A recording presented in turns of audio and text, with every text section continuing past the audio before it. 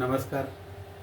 ज्योतिष शिकूया ह्या सदराअंतर्गत आज आपण भाग 12वा पाहणार आहोत. या भाग 12व्यामध्ये आपण आज 9 नंबरची महिषी योनी म्हणजे काय असते हे पाहणार आहोत. त्यापूर्वी आपण ज्या एकूण 14 योनी आहेत त्यातल्या एकेका योनींचा अभ्यास केला. त्यामध्ये पहिल्यांदा बघितली अश्वयोनी, त्यानंतर आठवत आहे का बघा गजयोनी, त्यानंतर मेष योनी, त्यानंतर ही 4 नंबरची सर्पयोनी, त्यानंतर 5 नंबरची श्वान योनी, त्यानंतर 6 नंबर मार्जार योनीचा अभ्यास केला, त्यानंतर 7 नंबर मूषक म्हणजे उंदीर योनीचा अभ्यास केला, त्यानंतर 8 नंबर गो योनीचा अभ्यास केला आणि आज त्यातली 9 म्हणजे महिषी योनी आपण याचा अभ्यास करणार आहोत. ही महिषी योनी म्हणजे काय? एकूण 14 योनीमध्ये ही 9 नंबरची महिषी योनी, पण ही म्हैस या शब्दाचा हा संस्कृत शब्द आहे. म्हैस किंवा रेडा. बघा, स्त्री आणि पुरुष ह्या दोघांनाही ह्या स्वरूपाचे सगळे शब्द लागू होतात. आता ह्या शब्दामध्ये महिषी हा शब्द म्हशीला लागू होतो, पण पुरुष असेल तर त्याला म्हशीचे गुण आपण कसे लागू करणार, आणि पुरुष असेल तर त्याला म्हशीचे गुण लागू होणार नाहीत, म्हैस म्हणणार नाही कोण. परंतु स्त्री असेल तर तिला रेडा पण म्हणणार नाही, पण काही प्रमाणात ते म्हटलं जातं बरं का. हा नुसता रेडा पोसलाय आम्ही घरामध्ये, असं पण काही घरामध्ये म्हणतात. म्हणजे काहीच काम करत नसेल असे कित्येक घरामध्ये कित्येक रेडे आज पोसले जातात. कित्येक जागी काहीच काम न करता नुसतं बसून असणाऱ्या, काय नुसती म्हशीसारखी बसते बघा, असे शब्द आपल्याला नेहमी ऐकू येतात. म्हणजे हे शब्द आपण आपल्या रोजच्या वापरामधले आहेत. आपण माणसांना ह्या उपमा देतो बघा, रेड्याची म्हशीची उपमा दिली जाते, आणि ही उपमा देण्यामध्ये त्याला प्राणी म्हणायचं नाही, तर त्या प्राण्यातले काही गुण ह्या माणसामध्ये दिसतात आणि त्याचा वापर आपण तिथं करतो की त्या शब्दांना आपण काय सांगत असतो, तर हा माणूस नुसता बसून आहे, हा माणूस नुसता पोचला गेला, ह्याच्या ताकदीचा बुद्धीचा काही उपयोग करत नाही असं आपल्याला म्हणायचं असतं. आपल्याला त्याला रेडा म्हणायचं नसतं किंवा तिला म्हैस म्हणायचं नसतं, तिच्यात म्हशीचे गुण पण नसतील, परंतु आपल्याला त्या गुणांचा आपल्याला इथं वापर करायचा असतो. म्हणून आपण ह्या योनींचा अभ्यास करतो. आता आपल्याला बघायचं आहे की ही नक्षत्र योनी महिषी, ही नक्षत्र योनी महिषी जी आहे ही 2 नक्षत्रांना वाटली गेलेली आहे. त्यातलं एक आहे ते म्हणजे 13 नंबरचं हस्त नक्षत्र आणि दुसरी आहे 15 नंबरचं स्वाती नक्षत्र. आपण बघितलं तर लक्षात येईल की हस्त नक्षत्र हे कन्या राशीमध्ये येणारं नक्षत्र आहे आणि स्वाती नक्षत्र हे तूळ राशीमध्ये. हे सलगचे दोन्ही. कन्या म्हणजे 6 नंबरची रास आणि तूळ म्हणजे 7 नंबरची. या 2 नक्षत्रांच्या मध्ये सुद्धा मध्ये फक्त एक 14 नंबरचं नक्षत्र आहे चित्रा, नाहीतर हे दोन्ही नक्षत्र सुद्धा शेजारी शेजारीच आहेत. पण ह्या 2 नक्षत्रांचा आपण अभ्यास करतो, हस्त नक्षत्र आणि स्वाती नक्षत्र. आता बघूया आपण. हे हस्त नक्षत्र आहे हे आद्य नाडीचं आहे. आद्य नाडीचा याचा अर्थ असा की ह्या व्यक्तींचा आपण आद्य नाडी म्हणून विचार करत असताना कफ या प्रकाराशी संबंध येतो. त्यामुळे ह्यांचा आजार पण कफाशी निगडीत असेल, कारण आद्य नाडी म्हणजे कफ नाडी, कफ प्रकारच्या त्रासाची असणारी ही नाडी आहे. त्यानंतर आपण बघणार आहोत की हा कुठला गण आहे, तर देवगण आहे. देवगणामध्ये आपण काय विचार करणार, तर ह्या व्यक्ती मनुष्यगण, देवगण आणि राक्षसगण याच्यामध्ये देवगणाचे आहेत. पण देवगण म्हणलं की आपण एकदम काय म्हणतो, छान चांगला गण आहे असेलही, पण त्यात बऱ्याचशा प्रमाणामध्ये आपल्या स्वार्थासाठी लबाडी करणाऱ्यांचा वर्ग मोठा त्यामध्ये येतो. म्हणून देवगणामध्ये हा गण दिसतो छान, हा गण समाजामध्ये प्रिय पण आहे, परंतु ह्यातली लबाडी आपल्याला फार उशिरा लक्षात येते. त्यामुळं देवगण असलेली ही महिषी योनी हस्त नक्षत्राची. त्यानंतर तिर्यंक मुख आहे. तिर्यंक मुख म्हणजे समोर पाहून, म्हणजेच काय, तर ह्या व्यक्तींना वर्तमानामध्ये जगायची सवय आहे. तुम्ही त्यांना पुढचं कुठलं प्रलोभन दाखवा किंवा मागचं काय काढा, नाही, हे लोक वर्तमानात जगतील.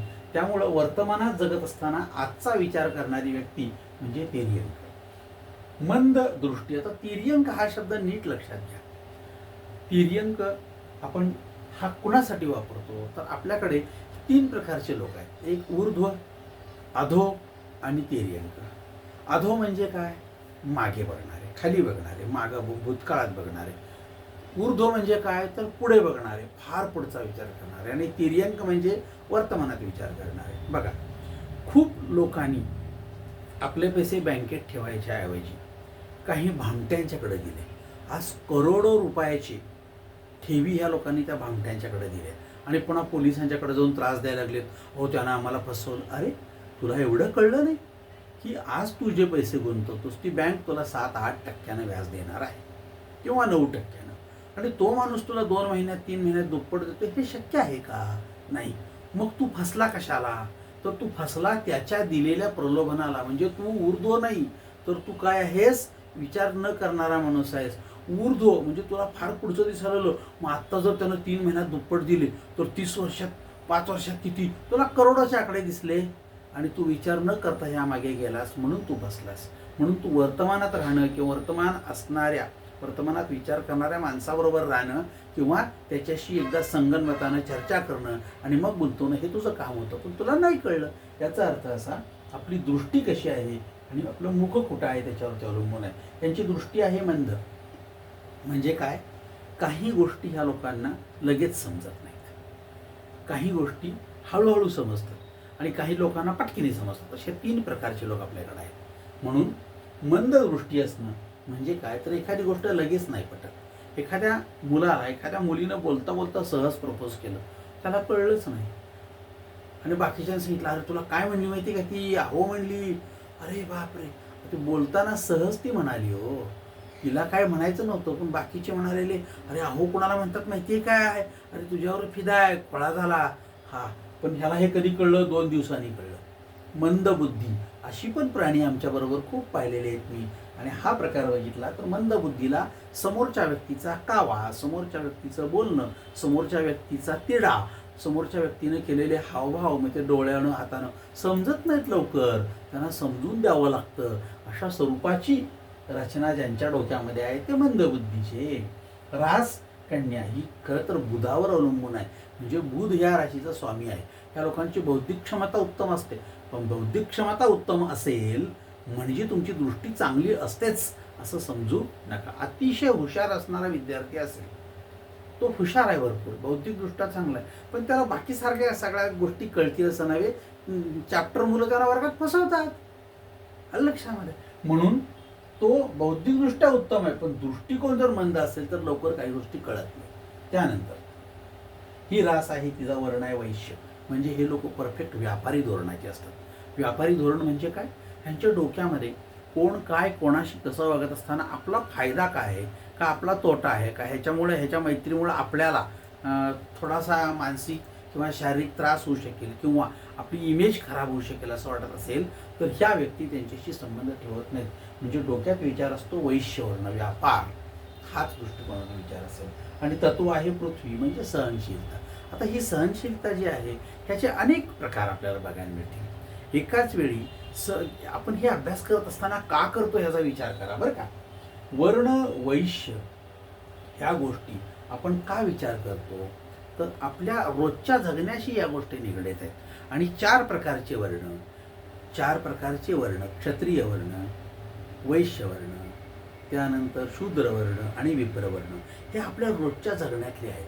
मग हे सगळे वर्ण आहेत तशात तत्व पण आपल्या रोजच्या जगण्यातले आहेत. अग्नितत्व, पृथ्वीतत्व, वायुतत्व आणि जलतत्व हे आपल्यामध्ये आहेत आणि ह्या आपल्या तत्वांमुळं आपण जगत आहोत. मग काही जणांच्यात अग्नितत्व ही 4ही तत्व एकत्र असतात. शरीर नावाच्या एका भांड्यामध्ये ही 4ही तत्व एकत्र भरलेली आहेत. त्यालाच आपण पंचभूत महाभूतानं बनलेलं शरीर असं म्हणतो. त्यात अग्नितत्व आहे, त्यामध्ये पृथ्वीतत्व आहे, त्यामध्ये वायुतत्व आहे आणि त्यामध्ये जलतत्व आहे. बघा तुम्ही हे सगळं एकत्र आहे आपल्यामध्ये. हे सगळं एकत्र असताना सुद्धा आपण म्हणतो पोटात काय आग लागली बा, भूक लागली बघा, भरपूर आग पडली म्हणजे अग्नी आहे पोटात. मग ग्लासभर पाणी पिलं तर आग बंद व्हायला पाहिजे, होते का बघा? नाही होत. भूक ती भूकच आहे. ग्लासभर पाणी पिलं जलतत्व होतलं म्हणजे अग्नी विजला काय? प्रत्यक्षात आपला अग्नी विजू शकेल, पोटातला विजणार नाही. तेव्हा म्हणाल मला भाकरीच पाहिजे. म्हणजे हा अग्नितत्व आहे. मग सहनशीलता किती आहे? जेवण तयार झालेलं आहे, ते म्हणले थांबा नैवेद्य होऊ द्या, मग देवाला दाखवल्यावर तुम्हाला तोपर्यंत थांबायची तयारी असेल तर तुमचं पृथ्वीतत्व चांगलं आहे. नसेल तोपर्यंत जाऊन बाहेर 2 मिनटं काम आणून वडापाव खाऊन येणारा माणूस हा पृथ्वीतत्वाचा नाही, सहनशीलता अजिबात नाही. आणि वायुतत्वाचा तर त्याच्यापेक्षा प्रकार वेगळा, तो म्हणजे त्याच्यामध्ये वायू आहेच, आपल्या सगळ्यात वायू आहे. पण तो जर समजा कमी जास्त प्रमाणात झाला असेल तर जेवायला वेळ आहे म्हटल्यानंतर घाम सुटेल. ताबडतोब ह्याला घाम सुटेल, गडबडायला लागेल, त्रास व्हायला लागला ह्याला भरपूर. अरे अरे पाणी आणून द्या, काहीतरी सरबत काहीतरी द्या, त्याला भूक लागली पहिल्यांदा वाढ, अरे अरे अरे अरे त्याचा वायू त्याला त्रास द्यायला लागला. आपण ज्याला म्हणतो बीपी वाढलं, हा तोच प्रकार आहे. एखादी गोष्ट पाहून, एखादी गोष्ट ऐकून ह्या लोकांचा वायू त्रास देतो. म्हणजे ही सगळी तत्व आपल्या शरीरामध्ये आहेत. म्हणून आपण यांचा अभ्यास करायचा आहे. आपल्याकडे येणाऱ्या व्यक्तीला आपण जे काय सांगणार आहोत, तर ती पेशंट आहे आणि आपण डॉक्टर आहोत, तेव्हा आपल्याला तिला बरं करायचं आहे. त्यामुळं आपण 10 वेळा विचार करायचा की ही वर्ण, वश्य, ही तत्व ही आपल्या रोजच्या कामाची आहेत. त्यामुळं आपण बघणार आहोत महिषी योनी या सत्रामध्ये हस्त नक्षत्र. आता आपण थोडं पुढे जाणार, त्यामध्ये स्वाती नक्षत्र बघणार 15 नंबरचं. हे याच स्वरूपाचं आहे. स्वाती नक्षत्र हे अंत्यनाडीचं आहे. याचा अर्थ असा की ह्या लोकांची प्रकृती पित्तकारक आहे, पित्त प्रकृतीची. त्यामुळे ह्या लोकांचे आजार कुठले, ह्या लोकांचा साधारणपणे जगण्याचा कल कुठला, ह्या लोकांना काय त्रास होत असतील. तुमच्याकडे पत्रिका घेऊन आलेले लोक त्रास पण विचारतात, आजारी आहे, बरा होईल का, ह्याला काय व्हायला लागलं बघा, असा असा करतोय. मग आपल्याला ह्याचा सगळा विचार करावा लागेल. त्याचा शारीरिक, मानसिक, आर्थिक हे काय दोष आहे हे अगोदर शोधावं लागेल. त्यामुळे अंत्यनाडीची माणसं ही पित्त प्रकृतीची. हा देवगणाचा माणूस आहे. हे दोन्ही देवगण आहेत एकसारखी. त्यामुळे ह्या देवगणामध्ये विचार करतो आपण की देवगणामध्ये सहनशीलता कमी असते. त्यानंतर तिर्यंक, दोन्ही मुख तिर्यंक म्हणजे साधारणपणे ही वर्तमानात जगणारी माणसं आहेत. ह्यांना फार भूतकाळ किंवा फार भविष्यकाळ यांचा फार विचार करण्याची गरज नाही, किंवा आपण म्हणतो की अपेक्षित नाही. पण ह्या स्वाती नक्षत्रामध्ये ही सुलोचनाची माणसं आहेत. म्हणजे काय, ह्या लोकांना विचार करण्याचा आणि मग बोलण्याचा, विचार करण्याचा आणि एखादं पाऊल टाकण्याचा फार मोठं वरदान आहे. पटकीने काय तर कोणी सांगितलं आणि ह्या लोकांनी केलं असं होत नाही. बघा, सुलोचनी दृष्टिकोनाचा एक मुलगा आहे, त्याचं लग्न झालं आणि त्याची आई आहे ती जराशी तापट आहे आणि त्या मुलीचं काहीतरी जरा चुकलं, त्याच्या बायकोच. तर आई म्हणेल ये दोन झापडीत. हा म्हणेल झापडीत देऊन प्रश्न सुटणार आहे का, नाही. आई तू मला काहीतरी चुकीचं सांगू नको. हा सुलोचनी दृष्टिकोनातून काय झालं, काय झालं म्हणजे किती घातलंय बघ आमटीत मीठ, आमटीत मीठ घातलं, 2 झापडी दिल्या म्हणजे मीठ कमी होईल का, लिंबू पिळून खा की. हा विचार करणारा माणूस हा सुलोचनी दृष्टिकोनाचा आहे असू शकेल. म्हणजे लगेच तिचा ऐकणार नाही. सुलोचनी दृष्टिकोनाचा विचार करणारा माणूस हा अतिशय विचार करून निर्णय घेतो, लोकांचा ऐकत नाही. हा जर बघितला, त्यामुळे स्वाती नक्षत्राचा फार मोठा चांगला प्रभाव व्यक्तीवर असतो. त्यानंतर हे नक्षत्र तूळ राशीमध्ये येतं. मुळात तूळ हा एक तराजू दाखवलेला आहे. म्हणजे ह्या लोकांची बुद्धी समतोल राहते असते तसं नाही. समतोल राहण्याचा प्रयत्न करते, समतोल ठेवण्याचा हा प्रयत्न करतो. पण बऱ्याच वेळेला आपल्या मनामध्ये 2 बैल असतात. ज्या बैलाला आपण खायला घालतो तो बैल ताकदवान होतो आणि ज्याला खायला घालत नाही तो अशक्त होतो. त्यामुळं आपण कोणत्या प्रकारचं पॉझिटिव्ह की निगेटिव्ह विचार केला तर तो बैल मोठा होईल आणि पॉझिटिव्ह विचार करणारा बैल हलका होईल. त्यामुळं मग हाच प्रकार आपल्याला दिसून येतो. त्यामुळं तूळ राशीमध्ये संतुलन राहण्याचं प्रमाण जास्त आहे. पण संतुलित ठेवत असताना कोण कसलं खाद्य कुठल्या बैलाला आपल्या घालेल त्याच्यावरती आपली बुद्धी फिरत राहते. त्यामुळं तूळ राशीचा विचार त्या दृष्टिकोनातून करण्याचा. शुक्र हा जर असला तर शुक्र म्हणजे काय, जिभेवरची सरस्वती. बघा, शुक्र ही जिभेवरची सरस्वती जरी असली तरी ही सरस्वती जी आहे ती पॉझिटिव्ह म्हणजे उच्चीची आहे का नीचेची आहे.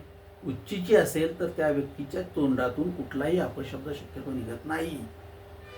पण तीच नीचेचा असेल तर प्रत्येक वाक्याला शिवी देणारी माणसं तूळ राशीमध्ये आपण पाहतो. का, संस्कारच तसे आहेत आमचे. असं जर असेल तर शुक्र कुठला आहे, उच्चीचा आहे का नीचीचा आहे हे बघून आपल्याला पुढे विचार करावा लागतो. त्यामुळं माणूस सुलोचनी असला तरी सुद्धा क्षणिक विचार करताना त्याचं मानसिक संतुलन बिघडू शकतं.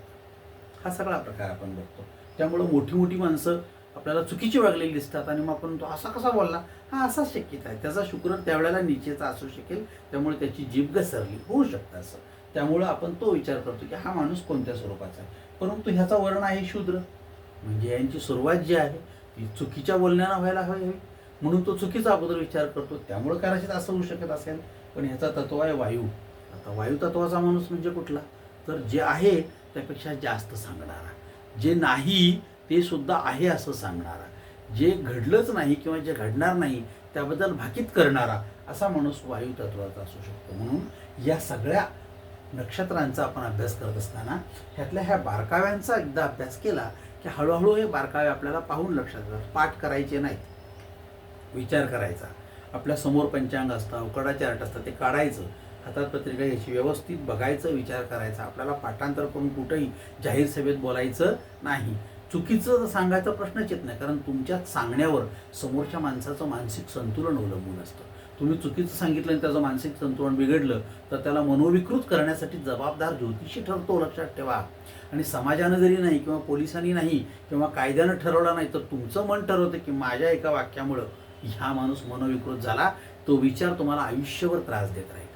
म्हणून 10 वेळा विचार करा. आपल्या एका वाक्यामुळे समोरची व्यक्ती मनोविकृत होणार नाही ना, त्याला आधार द्यायचा आपण प्रयत्न करणार आहोत.